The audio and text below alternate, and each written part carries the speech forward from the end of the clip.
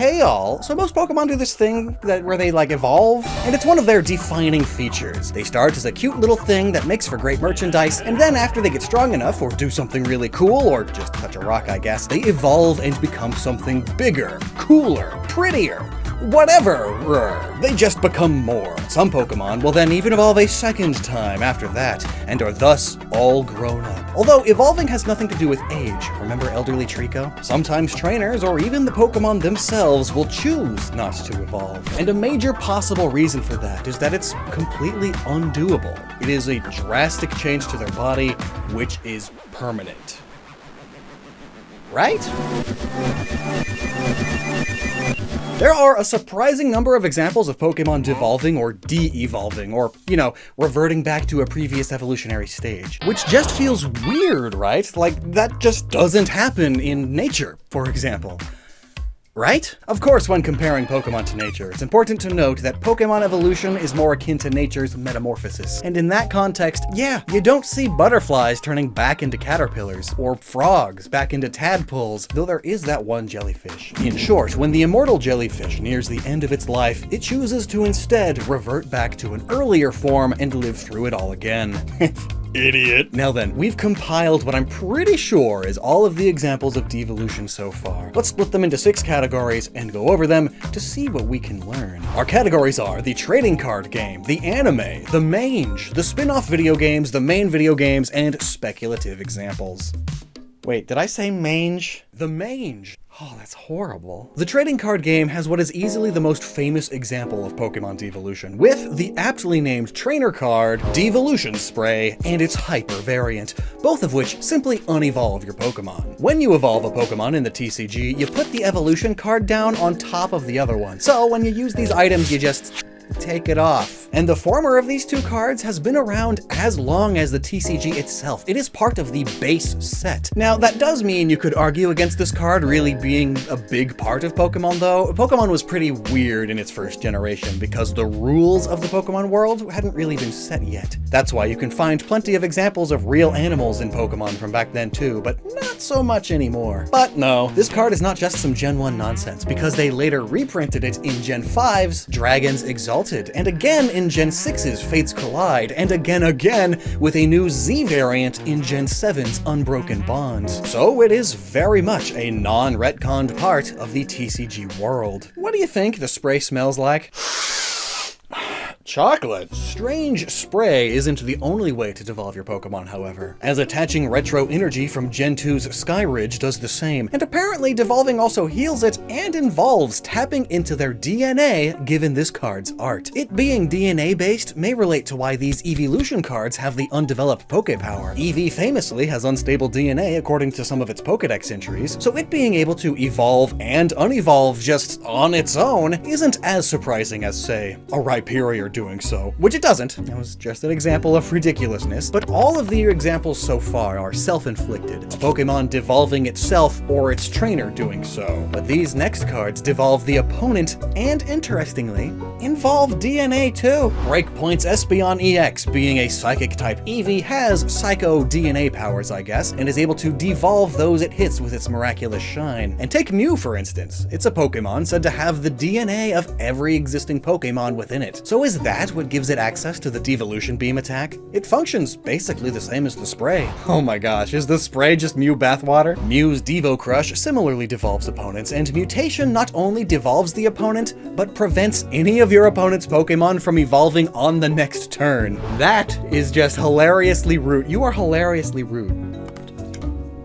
It isn't Mew, but my point still stands. But I think these cards so far give us our first clue as to what devolution is and how it works. It has something to do with DNA. 2007's EX Power Keepers has an Amistar capable of devolving others with pull down, and 2023's 151 set has this Aerodactyl that shoots devolution rays. These Pokemon are both fossil Pokemon, meaning they don't naturally live in the present. They've been Jurassic Parked to life, had their ancient DNA put into a machine that revived the fossils. So it still does relate to DNA in their cases. Perhaps the machine isn't always perfect, and sometimes they wind up with unstable DNA like Eevee. But Aerodactyl here is especially interesting. Aerodactyl to this day is the only full fossil Pokemon that doesn't evolve. And interestingly, Aerodactyl cards have a long history of preventing evolution or otherwise messing with its rules in some way, making me wonder, for Aerodactyl, is it less to do with its DNA powers and more to do with its connection to the ancient past? Because Skyridge's Mystery Plate Gamma's Retro Cave is weird. If your opponent has exactly 2 prizes, choose one of your opponent's evolved Pokemon. Your opponent puts the top card of that evolved Pokemon on the bottom of his or her deck. This counts as devolving that Pokemon. The mystery plates, you see, are all super ancient, just like the word retro. But I think the ancient technical machine rock is even stranger. What am I looking at? A stone which functions the same as a TM that imbues the power to devolve opponents? I guess so, because people turned it into a modern technical machine later, I guess. Golurk and Claydol are also ancient, each based on ancient artifacts. Ancient Origins Claydol will rewind your Pokemon to a previous stage, but Golurk takes a less elegant approach. I just imagine being punched so hard, you wake up and you're 7 again. Just the last 20 years have been a dream. Maybe that would be better. So some connection to the ancient world potentially grants you this power too, I suppose. Perhaps back then, Pokemon didn't evolve quite so much, or maybe it just has to do with the connection to the power of the passage of time itself. Because Dialga is the Pokemon of time, so it's no wonder that Lost Thunder's Dialga has turned back time, dealing decent damage while devolving dutifully. Don't doubt Dialga. So it's unaging the Pokemon, or reverting them back to how they were in the past before they evolved. That's likely what Celebi is doing too in these 2 cards, with Time Distortion and Time Spiral, though interestingly Time Distortion targets a benched Pokemon, and you don't just evolve them once, it's any number of times. Surprise! Time Machine. I love this card name. And oh no, Marshtomp. Marshtomp's poor brain! They somehow made it even more empty. How do you do that? Time shenanigans. It's just even more time shenanigans. But while fantastical time machines, Dialga and Celebi all have numerous examples of having time travel powers, Jirachi doesn't. Aside from these 2 cards, I guess. Shining Jirachi with Stellar Rain, and this Jirachi with Time Hollow. With enough energy, Jirachi can devolve its opponent's entire board. Oof. Jirachi is a super ancient wish granter, and I guess wishing your opponent's team was unevolved is a valid wish.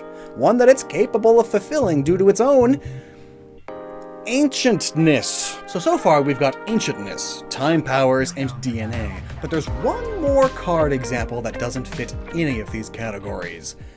Porygon Z. Downgrading Beam functions just like the other devolving attacks, but this Porygon Z's digital reboot lets you devolve the Pokemon on your bench all you want.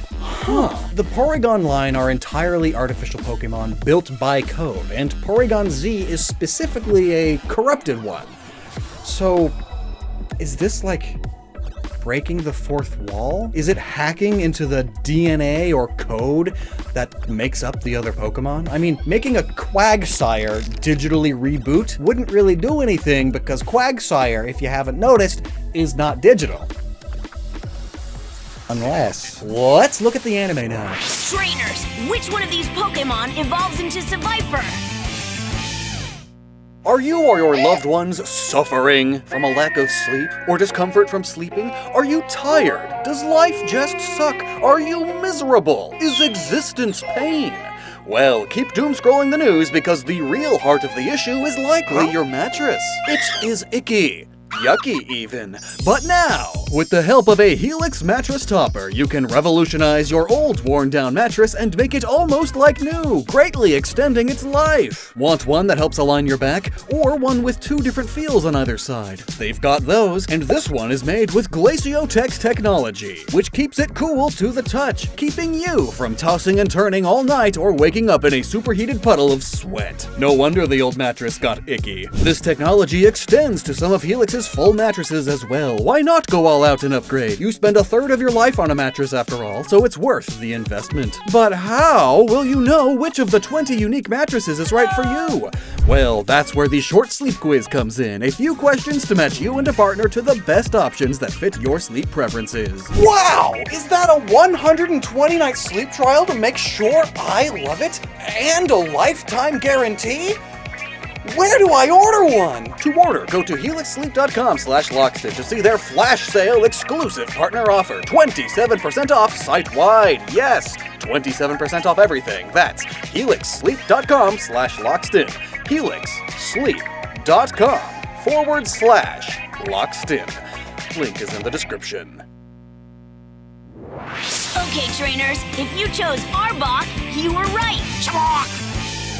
In the episodes Electric Shock Showdown and A Stealthy Challenge, we get verbal confirmation that devolution is not possible. Though that little earworm snuck its way into Pikachu, and in a later episode, Pikachu had a nightmare involving devolution. Poor thing. Still just a dream, though. But what about Type Null? In the episode Mission Total Recall, we get a flashback scene where Silvally rescues a young Lily. But this same Silvally is a Type Null during the present, and in this same episode, it evolves into Silvally, though it already was one before, meaning at some point it had to have devolved. But, of course, this is an exception to the rule rather than a break of it. Technically, Type Null does evolve into Silvally in the games too, but it's always implied in the story and the lore that Type Null is just a Silvally with a restrictive helmet put on it. So yeah, you can evolve and devolve them all you want just by taking the hat on and off. That's not really real devolution then, is it? What is real devolution is in the Journeys episodes The Gates of Warp and Showdown at the Gates of Warp. Dialga and Palkia are up to no good, causing lots of trouble in the neighborhood, the process of which is straight up devolving Pokemon all around Sinnoh, some even reverting to eggs.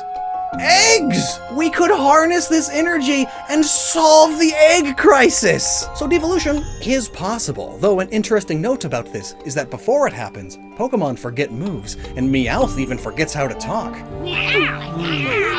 Weird time shenanigans. But it's not just de-aging them, because their minds are still intact. Meowth here knows he should be able to talk, he just can't. Turns out Dialga's just dishing out strokes. But now it's time to turn off the TV and actually read something that isn't just doom-scrolling social media posts that make you angry all the time. But don't worry, there's still pictures. There are quite a few different Pokemon manga, and some of them get really out there with how far they stretch the Pokemon norm. Pokemon Rebirth, for instance, has humans completely merging themselves with Pokemon. Gee, I wonder where they got that idea. It's always funny when, like, art imitates art, which imitates art, and then the second art imitates the third, and then the first art imitates the second and the third. So would the trainers separating from the Pokemon afterwards count as devolving the same way it does in Digimon, when they separate from their people or from another Digimon? A more straightforward example is Pokemon Pocket Monsters. Yes, that one. Admittedly, as with everything this particular manga series does,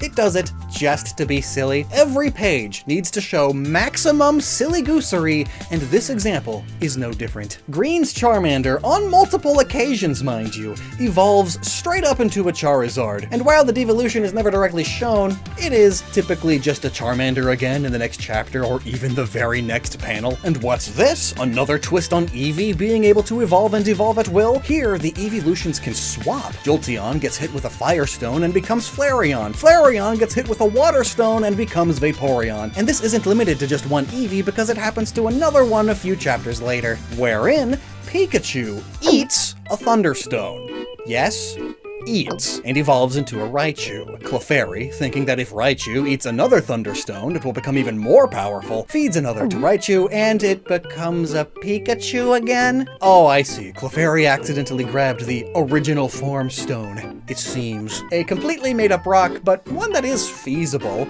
given that stones can trigger evolution and can prevent it in the case of Everstones. Needing to make up for his mistake, Clefairy evolves into Clefable by eating, yes, again, eating a Moonstone, and then continues eating more and more to attain even more power. Ultimately, though, this wound up speeding up Clefable's growth so much that he became old and frail in a matter of seconds. Oh, so are the rocks themselves imbued with time power? And literally the next page is the new chapter and Clefable is Clefairy again. You get it? Because I did that anime fall thing. Because this manga does it stinking 4 times every chapter. It's just top tier tomfoolery every time. So on a more serious note now, in the main Pokemon manga, Pokemon Adventures, Red's Eevee with its unstable DNA was previously experimented on by Team Rocket, and now it can freely evolve and devolve into the 3 Kanto evolutions. Just like those cards, interestingly, though this Eevee has a chip installed in its ear that may be related. While most examples of this have been older, the most recent example of devolution in the manga comes from the Sun and Moon era. In Pokemon Horizon, not to be confused with Pokemon Horizon Zzz, Akira has a Rockruff that is the key to world domination, and once it realizes it has a connection to the ancient Alolands, it is able to evolve. In Book 2, not only does Lycanroc learn that it can do Z moves, oh no, put that arm down, but it can even devolve back into Rockruff after overexerting itself, though, rather than referring to this as devolving, it's unevolving now. Is this a rare thing? Rare? There's no such thing. They later learn that Rockruff can evolve into either of its forms and back again, though the form it turns into is the opposite of what it should, becoming Midnight form in the middle of the day and vice versa. They also learn that this power has something to do with one of Rockruff's stones being a powerful shimmering red stone. Energy-charged stones and devolution again, As the story progresses, it's revealed that this Rockruff is from ancient times. It belonged to an ancient hero fighting against an Alolan king who wanted to take over the world, but the hero stole the king's powerful red stone and gave it to Rockruff. In the end, the hero and Rockruff sacrificed themselves to stop the king, but rather than die, Rockruff was petrified and later revived by Kukui in modern times. Oh, and also there was a bunch of Ultra Wormhole traversal stuff, and the 2 parallel worlds always have the opposite time of day and night, thus explaining why Rockruff becomes the opposite Lycanroc. It's attached to the other world. Unfortunately, it never directly explains how the red stone lets it unevolve, just that it has that power because of it and its ability to open ultra wormholes, which oh yeah, it can also do. And ultra wormholes are linked with space-time, so I guess it's like those other Pokemon with time powers being able to devolve Pokemon. Video games now! The entire premise of Pokemon Unite essentially requires devolution. At the start of every round, your Pokemon are basic, and they evolve as the match progresses. Then, in your next match, they are unevolved again. In Unite's lore, this is said to be possible thanks to Eos Energy, a powerful energy discovered on Eos Island by Professor Forrest. It's specifically noted to also cause the rapid powering up of Pokemon, even quickly evolving them. Likewise, when the challenge is over and done and the power leaves, it reduces the Pokemon's level to 1 and devolves them. Most of the time. When they devolve, they don't become their baby forms, so it's not fully devolving them. Raichu doesn't become a Pichu, but a Pikachu. Lucario stays as just Lucario because Riolu is a baby Pokemon. Blissey doesn't become Happiny, but Chansey. Here's an interesting way of thinking about this. In the main games, it's entirely possible to have a level 1 Pikachu, but it is impossible to have a level 1 Blastoise as its line evolves by leveling up. So is Eos Energy magically reducing their level? Not quite, because you can also have a level 1 Raichu by giving a level 1 Pikachu a Thunderstone, so devolving isn't inherently associated with level here. What seems to be actually happening is that all of the Pokemon participating in the challenge are their basic forms, and essentially stay their basic forms the whole match. Them evolving is inherently temporary, as they are charged with this Aeon energy, rather than the energy specifically devolving or deleveling them when it runs out afterwards. It instead just reverts to how they were before they were ever charged by it at all. Though that is just a theory. What isn't a theory, though, is that the outfits in these games slay so hard. And fun fact, are just holograms made of Aeon energy, just being projected onto them for our enjoyment. I'm not making that up, that's the lore. That's why Charizard is a samurai and Mamoswine is a DJ. Is their evolution even real? Or is their evolution just another Eos energy hologram? Eos is Greek for He of the Dawn, and is the name of one of the horses said to pull the sun across the sky. The rotation of the sun and moon are inherent to the passage of time, especially from an ancient Greek perspective. Eos helped bring the dawn, after all. And side note, that might also relate to Eos from Dragon Ball being the supreme Kai of time. Eos is the masculine Eos, which is the name of the goddess of the dawn as well. And a part of me wonders if they were basing the idea of this energy on Aeon, but wanted to be less direct, and so tweaked the spelling to Eos, because Aeon, from the ancient Greek aeon, literally meaning century, has come to refer to two things in modern times. The first is to life energy, or the energy of the soul itself, which infinity energy in Pokemon has always related to. The second thing, though, is as a term to describe a long, indefinite period of time. It's been an aeon since the Proterozoic period. The development of islands from the open seas takes aeons. And honestly, both of these ideas work with our devolution themes, a connection to ancient times, and a connection to life itself, or in a scientific sense, to DNA. But that's a whole extra theoretical rabbit hole that we'll just have to hop right over for now. In the Pokemon Mystery Dungeon series, orbs are powerful magic items with various effects, from as little as just a small stat boost to as high as the Devolve orb, which devolves all the enemy Pokemon in the room. Yeah, that entire hive of Beedrill that's after your team doesn't seem that tough anymore, though it is raining Kakuna. In its original Japanese, the orb is called the Rewinding Orb, interestingly, which again links devolution with time magic. But then in Super Mystery Dungeon, as you progress through the story, you will evolve and then devolve thrice, thanks to the power of your Harmony Scarves. These magic scarves were created by Mew themselves to help you overcome impossible odds. No way are Riolu and Tepig going to defeat the God of Death, but Lucario has the power of God and anime on their side. The material Mew used to make these scarves was from the Tree of Life, which is also embodied by Xerneas, who later on is able to fully evolve you and your partners more permanently. So this life magic or life energy does have a direct connection to Pokemon evolution too. Maybe we were onto something with that Eos energy tangent. But okay, how about the main games? That is the core part of the franchise. Everything else is based around it, and those side things can break the rules all they want because they are side things. Dare I say they are even non-canon, for all that matters. And well, here's the news for you. Devolution is not a thing in the main games. Except when playing the games, there is never an option to devolve your Pokemon, but that doesn't mean it doesn't happen in the game world. Pokemon is like one of the prime examples of gameplay over lore, and this is just another example of that. Let's look at the in-game Pokedex. The most well-known example is, of course, the Totally a Shelder detaching from Slowbro or Slowking. We know that when a Slowpoke went hunting in the sea, its tail was bitten by a Shelder. That made it evolve into Slowbro. But also, Slowbro lives lazily by the sea. If the Shelder on its tail comes off, it becomes a Slowpoke again. And this fact is referenced again in later Dex entries too. In fact, it goes so far as to refer to Slowbro not as Slowbro, but Slowpoke in Mega Slowbro's Dex entries. All the energy from Mega Evolution poured into Shelder on its tail, leaving Slowpoke to be swallowed whole. Moon. When bathed in the energy of Mega Evolution, Shelder converts into impregnable armor.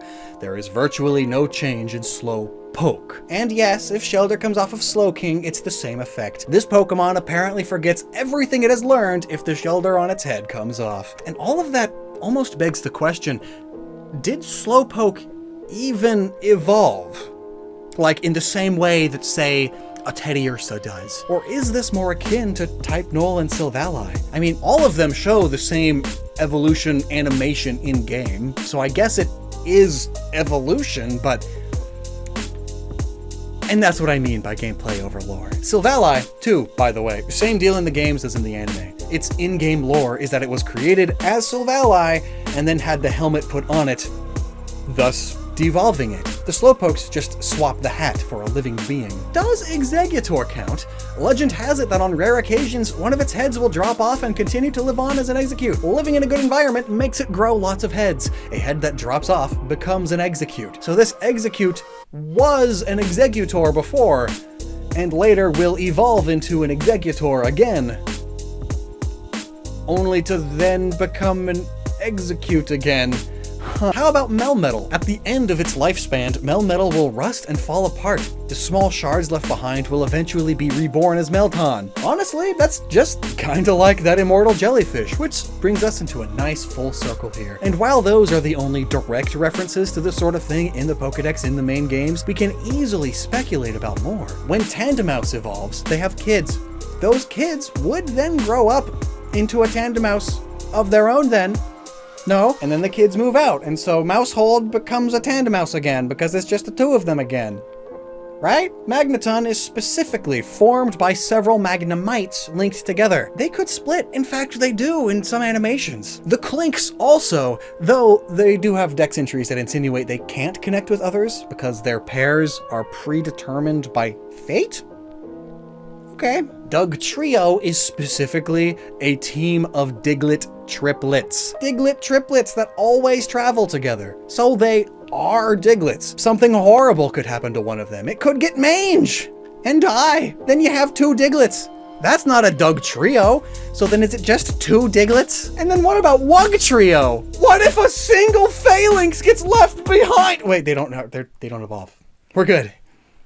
We're good. They just grow a new phalanx, I guess. So messed up DNA or life energy, a connection to ancient time-space energy, or your sibling dying. These seem to be the three main ways Pokémon devolve, though there are differing methods within them.